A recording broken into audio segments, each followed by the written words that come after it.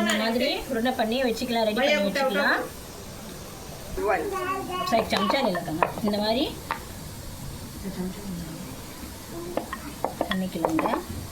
பாஸ்கர் இந்த மாதிரி ஒரு உருண்டை வச்சு எல்லாம் உங்களுக்கு எவ்வளோ வேணுமோ அவ்வளோ வச்சு இதில் வச்சுக்கலாம்.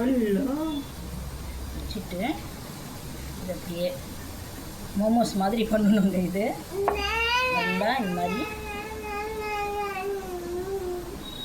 பண்ணிட்டு இது எடுத்துடுங்க.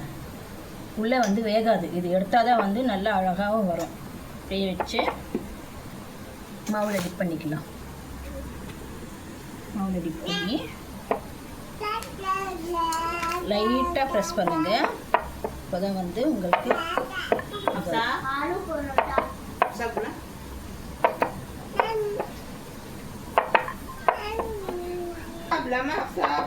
இந்த மாதிரி பண்ணி வச்சுக்கிட்டு பாருங்க வச்சுக்கலாம்.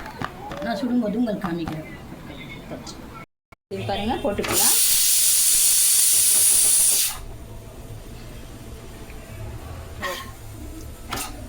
இது எவ்வளோ சூப்பராக வந்திருக்கு. இப்போ வந்து எண்ணெய் போட்டுக்கலாம்.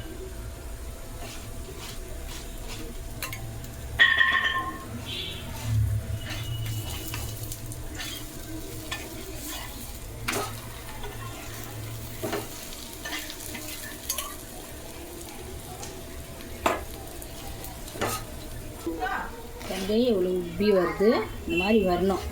அப்போதான் உங்களுக்கு வந்து நல்லா இருக்கும்.